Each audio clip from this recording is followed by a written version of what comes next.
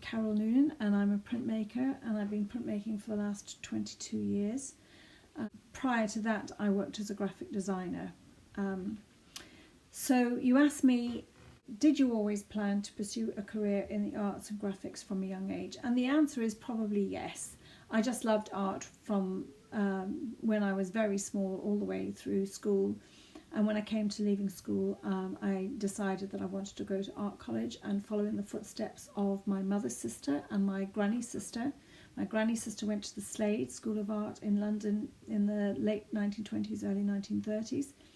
And my mum's sister went to the National College of Art and Design in Dublin. And I just wanted to basically follow in their footsteps.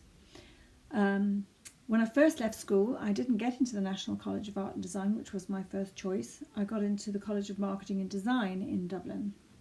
But I didn't find the course particularly very good.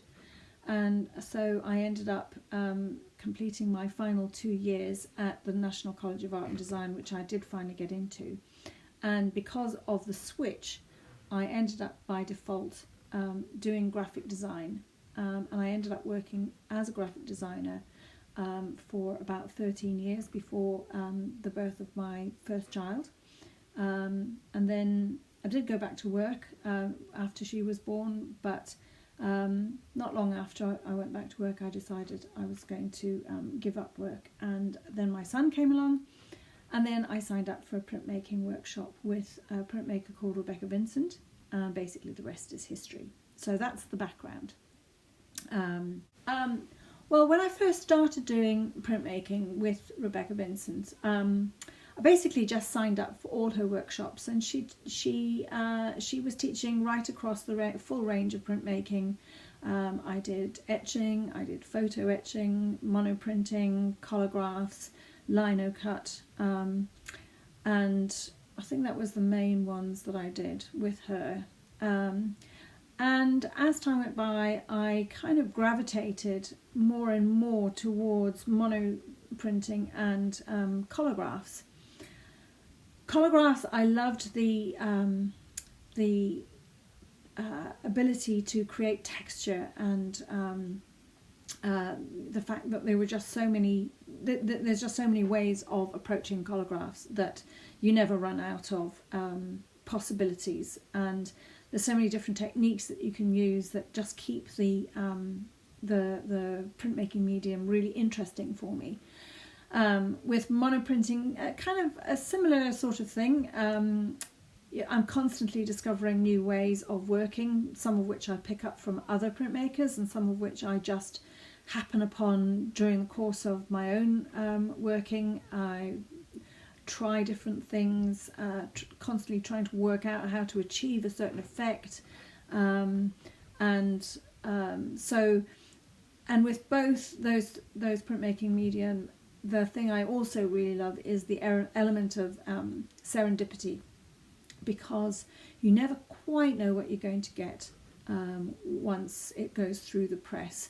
You can put your colour down on your plate, you can wipe it back in the case of a collagraph, but until you've actually printed it, you don't really know what you're getting. And so I really enjoy that element of serendipity. You can plan only so far, and then the rest is down to chance. Has my style changed or developed through my career? I think it's definitely developed. I'm not sure if it's changed. I think I'm a bit too close to my own work, because people do say to me that they can spot my style straight away. So I'm not as conscious of the style that I've created for myself. But I think, I suppose one of my main areas is my use of colour. People always comment on my use of colour. And I really enjoy working with texture. And yes, absolutely, my work has developed throughout my career, simply because the longer I'm at it, the better I get at it, I suppose. It's just experience, and you pick up, as I said earlier, all kinds of tips and tricks over the years from different people, from my own work, that just I'm able to call on throughout a piece of work that I'm working on, which keeps things interesting for me. Do I think my time spent in Zambia and South Africa influenced my work? And are there any similarities between the landscapes that feature in my work and those in South Africa? Well, to the answer to the first question, did my time in Zambia and South Africa influence my work? I think maybe subconsciously it does. I think possibly my use of colour probably comes from a childhood and teenage years and then early 20s when I went back to South Africa. You know, when you live in a hot sunny country, the colours are always brighter and everything is more vivid. So I think that definitely plays a part in my work. Are there any similarities between the landscape that feature in my work and those in South Africa? Again, not consciously, but I can think of a few of my prints that I've made where they're actually somewhere in the northeast, but because of the way I've treated them, people who are familiar with the landscape in South Africa or Namibia or Zambia or Zimbabwe, which are the sort of four main countries that I've spent any length of time in, have said, oh, that looks like, you know, the Namibian desert, or that looks like the Victoria Falls, or something like that. And that wasn't in my head when I created the work, but when I look at it through their eyes, I can see what they're talking about. Do I keep a sketchbook day to day? Ha! Good question. No is the answer. I do keep a sketchbook, not day to day. My main sketchbook really is my iPhone. I photograph things a lot, and that's how I create visual recordings of reference material for what I want to bring into my work. I do have a sketchbook occasionally. I tend to use it when I go away on holiday. And the primary reason for that is I'm actually not that comfortable or confident in keeping a sketchbook. I have this thing where I just feel I'm not very good at drawing. I think it's like an imposter syndrome thing that I have that goes back to when I was at art college. Partly because when I joined the National College of Art and Design in my third year, all my peers at the time had gone through the foundation year and the first year where there was a huge concentration on keeping sketchbooks every day, which were, you know, and they just built up piles, so they really got very good at drawing practice. And I kind of missed out on that aspect of it. So I just always felt like I was, you know, bottom of the class. When I go back through my sketchbooks, I think, you know, you're not bad. You're okay, and it's certainly sufficient for the way I approach my own work. But no, I don't feel particularly comfortable keeping a sketchbook. Within the birds and beasts collection of works, wildlife and particularly birds are more prevalent, and more specifically the curlew. You describe your inspiration for these prints as an urge to raise awareness of our beautiful native wildlife and encourage people to look out more carefully, or therefore value this fabulous, slightly otherworldly bird, which is now endangered. Do you feel art is a powerful way to address important issues and make them more accessible to the public? Well, yes, I you know, I don't consciously include bird life or wildlife or plant life in my work as a sort of a campaigning issue kind of thing. It's more that I guess when I was younger, I didn't pay attention to things like that. In my 20s and in my 30s, I didn't really, you know, I didn't really pay attention to things that closely. And just as I've got older and been more aware of how precious our wildlife is and how much of it is endangered, and just with the progress of my own work, I started, for example, with plant life. It was just a graphic medium that I used acetate stencils to create floral silhouette shapes, and it was more a graphic approach to the work at the time. But as time went by, I was more and more interested in how to get more detailed, more delicate sort of shapes for the silhouettes in my printmaking. And then one day I just had one of those eureka moments when I was driving home from the studio one day, and I was looking at the hedgerows on either side, and I thought, well, instead of trying to cut them out and draw them, why don't I just use the real thing in the hedgerows? And so the next time I was in the studio, I went out and I picked a load of plant leaves and stuff like that, and used them in the creation of whatever work I was working on at the time. And the printing of it captured all the fine, delicate detail on the underside of, say, ferns and the beautiful shapes and that kind of thing. And so that was probably the first time I really started to pay attention to what I was doing, and then that has just sort of grown over the years. And then I actually even when I say this now, I'm still astonished at myself, because when I lived in Cape Town, and that was from my early 20s to my late 20s, and when I met my husband, we actually got into bird watching when we were living in Cape Town, and it's not hard to get involved in bird watching when you're out there, because there is just so many beautiful, unusual birds. The lory, for example, is one. If you look it up and see what a lory looks like, it's a beautiful coloured bird.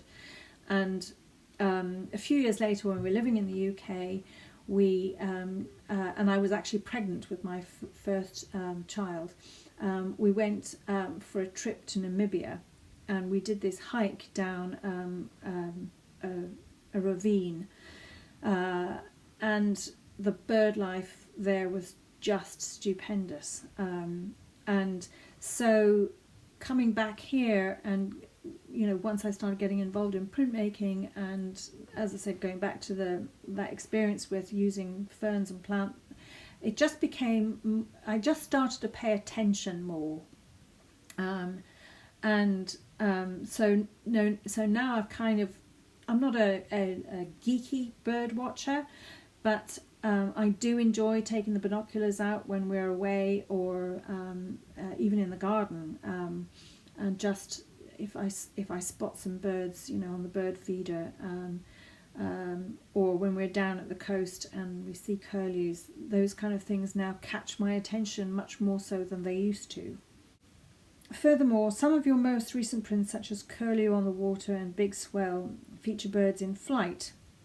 Were you consciously aware of depicting the juxtaposition between a creature which has total freedom to the human species which is currently experiencing isolation? I can't say that was the thought that was going through my mind when I was making those prints. The thing that those particular prints were inspired by a trip my husband and I did last year. We went to the Outer Hebrides, to the Isle of Barra, and when we were taking the ferry across to Barra, which is a 4.5-5 hour journey, what really, really struck me on that particular ferry trip was the absolute abundance of bird life and sea life that we saw on that trip across.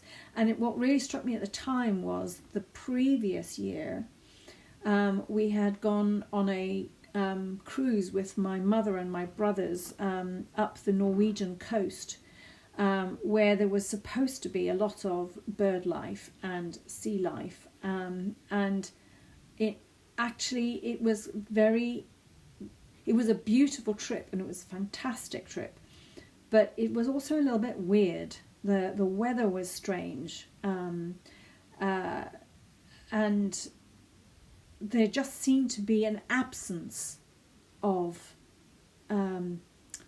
bird life and sea life.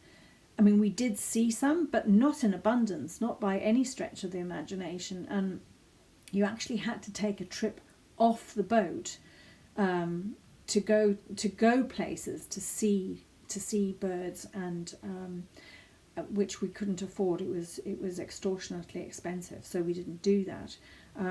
So the two trips really struck me, and how different they were in contrast, because there was just so much there. And then when we were on the Isle of Barra, it was just amazing. It was just the most beautiful place I've ever been in my life, and there was just so much in the way of bird life, sea life,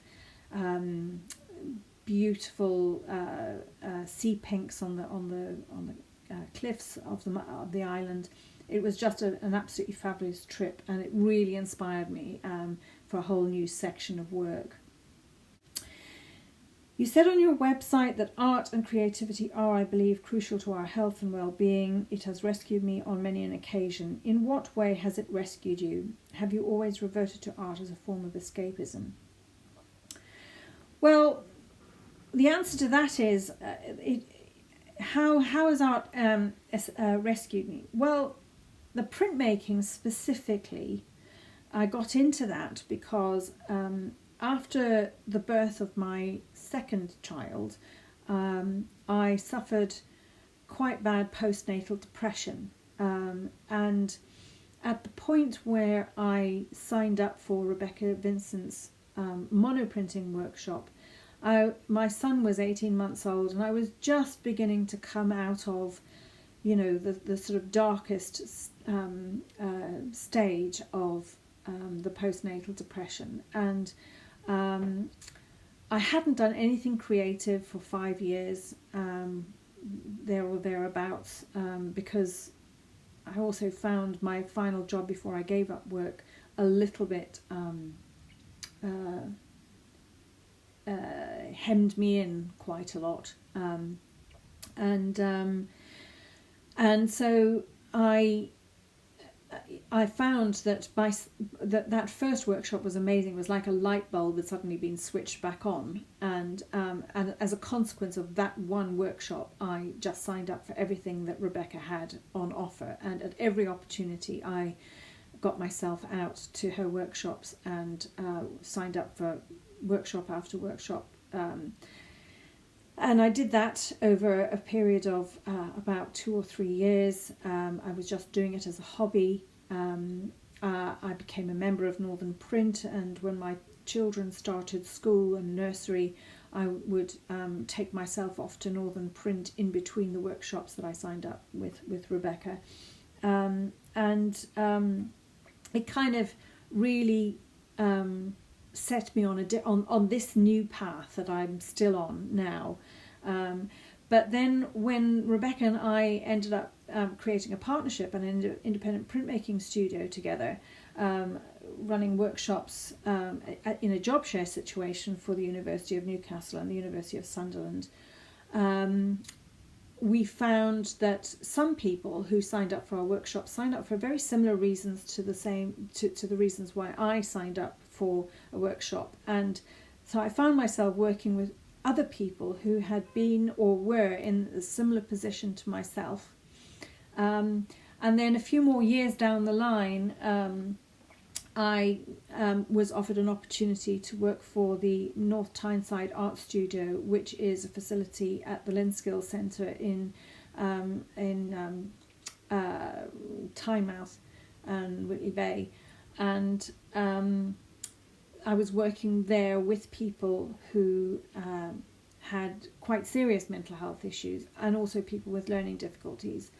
And I could see the power of how art really can help people, because it's a way of just completely switching off and getting stuck in and just playing with colour, playing with textures, playing with whatever it is, ceramics or jewellery making or whatever it is. And it's a way of occupying your mind and stretching your creativity with no necessary expectations to start off with. And how I could see the progress of some of the people around me, some of whom came in, wouldn't talk to anybody, wouldn't engage with anybody, and then over months and sometimes longer than months, would come out of themselves and really enjoy themselves and really get stuck in and really get an awful lot out of art. You often do workshops with individuals of varying levels. Do you feel that passing your creative skills is fulfilling as an artist? And do you find doing live videos on social media in which you share more than the printmaking process just as fulfilling and enjoyable? And the answer is yes, I do. I've always felt it's important to be generous with my sharing of my creative skills. I know a lot of artists hesitate because they are concerned that people will copy them, and it has happened to me once. One of my students once, who was a regular student, once actually did do that and ended up exhibiting work in a gallery that was a very close take to my own work. But despite that, I still feel it's important, because I get so much back in return. I first of all enjoy seeing, especially if people come back on a regular basis, I see them progress, and I get a lot out of seeing the fact that I've helped in that process of their progression. But also because sometimes I will show people how to do something, and then they go away and they, play with, and they do something that I didn't show them, but came out of maybe the initial instructions. And when at the end of the day I say, "Oh, how did you do that?" and they say, "Oh, I did the X, Y, and Z," and I think, "Oh," and I go away and I make a mental note for me to try that particular thing that they did. So it's like a reciprocal relationship. So as I say, I feel I get as much out of it. As for the live videos on social media, that came out of lockdown, of course. And that started off as a means of testing the waters to find out whether there would be any interest in any online workshops. But as time has gone by with lockdown and the way things have developed with my own business, I found that the amount of time it was taking me to try and pull together my first online workshop was just, it was just too much. I had too many other things to do to try and keep my business afloat, with all my outlets having to shut and all that kind of thing. And so I had to basically rethink what I was doing and how I was doing it. But I kept the live videos going twice a week because I felt it was a way of giving people an insight into how I make my own work. And yes, they are getting my expertise for free, and maybe I'm undervaluing that, I don't know, but I still feel that there is a certain value in people getting an idea of who I am and how I approach my work and what kind of work goes into making an original print. As a freelance artist, how do you keep yourself motivated and avoid artist block and keep the ideas flowing? Sometimes with difficulty. Sometimes I do get mental blocks, and pre-COVID times where I would approach or tackle it pre-COVID would be that I would sign up for a workshop with another printmaker as a way of just getting a fresh injection, a different way of looking at things, seeing, because quite often, you know, printmakers working, say, in collagraphs, we all use effectively the same or very similar materials and do things in similar ways. However, we all develop our own way of approaching a particular printmaking medium. So I would go and sign up with another printmaker and see what new things they had to impart. The first one I did after Rebecca was Peter Ray, who is a member of the Royal Society of Painter Printmakers, and he now lives down in Cornwall, and he probably had the biggest influence on my how I changed my way of working. The next person who I can remember off the top of my head was another printmaker, a young printmaker who lives in London, called Catherine Jones. She was, I think, the first time I came across her work was the Northern Print's first Biennale print exhibition. And then a little bit later she came up and she did a masterclass at Northern Print, and I signed up for her workshop and did it. And at the time I really enjoyed it. I definitely learned a completely new way of new technique and new way of doing things, but I found I didn't use it straight away because I had to sort of, and it actually was a long time, it was over a year before I actually decided to try, because I was trying to figure out how what she'd shown me fitted in with how I make my own work. And then I had an image in my head of an owl against the setting moon, which has now subsequently become a print called On the Lookout, and the branch on which the owl is sitting is using that technique that I learnt from Catherine Jones, which was basically it's a separate plate and it's inked up like a block, like an ink block, and the bird is part of that whole thing.